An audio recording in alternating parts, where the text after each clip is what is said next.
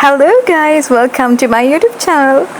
ඔන්න ඉතින් ගොඩ කාලෙකට පස්සේ අලුත් වීඩියෝ එකක් අරන් ආවා. ඔන්න ඉතින් මේ ගෙවෙන්නේ මගේ ස්ටඩි ලීව් එක. මේ වීඩියෝ එකේ තියෙන්නේ මගේ ස්ටඩි ලීව් එකේ සතියක් ගෙවුනේ කොහොමද කියලා. එහෙනම් අපි බලමු කොහොමද ගෙවෙන්නේ කියලා.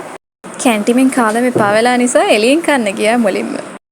ඉතින් මං ස්ටඩි ලීව් එකේ මෙච්චර කලින් ආවේ මෙන්න මේ data collect කරන්න යන්න තියෙන වැඩ නිසා. ඉතින් අපි data collect කරන්න එදා ගියේ කැකිලාවට. ඉතින් ඔන්න අපේ ප්‍රොෆෙසර් අක්කයි අපි සෙට් එක ගියා data collect.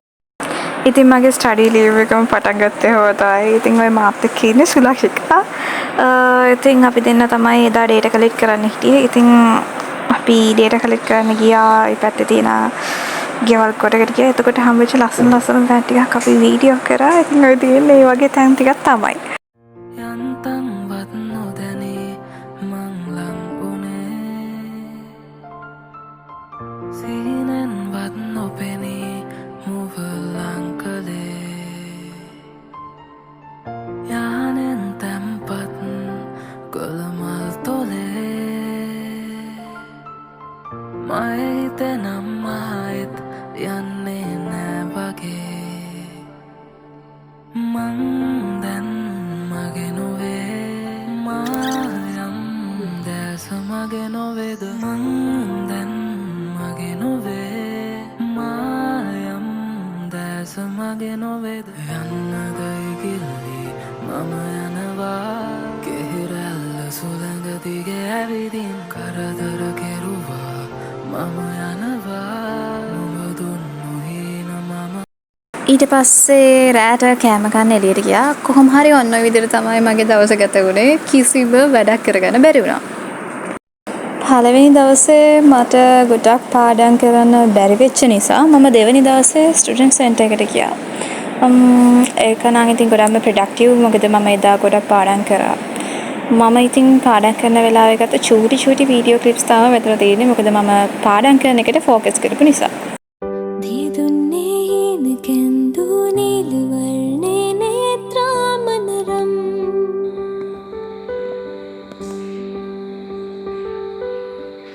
රැකාලේ සේතරන්දු කේශසේනා මවනාසතුවම්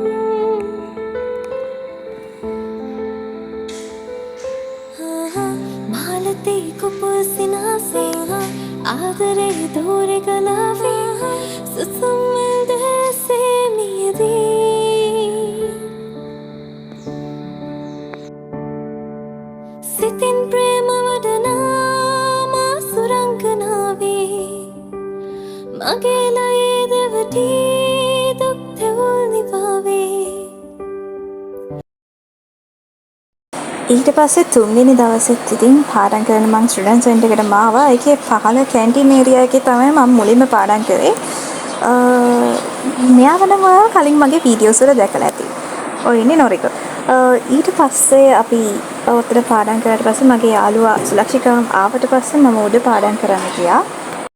ඊට පස්සේ පාඩම් කරන ගමන් බොන්න කියලා මම ෆලූඩ එකක් ගත්තා. නමුත් ෆලූඩ එකක් වශයෙන් මට මේකට 10න් එකක්වත් දෙන්න බෑ.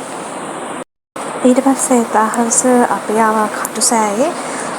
කටුසෑය ඇවිල්ලා හවස් වෙලා ඉතින් එළියෙන් කෑම හිටත් අරගෙන යන ගමන් තමයි ඔය තියෙන්නේ. ජීවිතේ හරි පුදුමාකාරයි. අපිට එක එක කාලවලදී එක එක රෝල්ස් ප්ලේ කරන්න වෙනවා. ඒ හැම දෙයකින්ම අපි දෙයක් ඉගෙන ගන්නවා හැබැයි. ඉතින් මගේ 4 වෙනි දවසේ මම පාඩම් කරන්න තෝරගත්තේ ලයිබ්‍රරි එක. ඒක නම් මං හිතපු තරම් ඉෆෙක්ටිව් වුණේ නැහැ. මොකද ලයිබ්‍රරි එකේ print out එකකට වැඩක් ගෙනියන්න දෙන්නේ නැහැ. වතුර බෝතලයක් ගෙනියන්න දෙන්නේ නැහැ. සෑහෙන රූල්ස් තියෙනවා. ඒක මන් දන්නේ ඇයි කියලා ඒ වුණාට එතන පාඩම් කරන්න එක ගොඩක් පාඩම්. මොකද නීතිමත් එනවා ලයිබ්‍රරි එකක් වගේ දැනගදී. ඒතකොට අපිට වතුර ටිකක් හරි බොන්න තියෙන්න ඕන. ඒ නිසා මම නම් කිසිම කෙනෙක්ට ඒකට ගමන් කරන්නේ නැහැ. මන් දන්නේ අපේ ලයිබ්‍රරි නම් ওই රූල්ස් තියෙන. පහින් කමෙන්ට් එකක් දාන්න යන්නකෝ ඔයාලගේ කැම්පස් වල ලයිබ්‍රරි වලත් මේ වගේ රූල්ස් තියෙනවද කියලා. ඒ වගේම මාව සබ්ස්ක්‍රයිබ් කරන්න අමතක කරන්න එපා.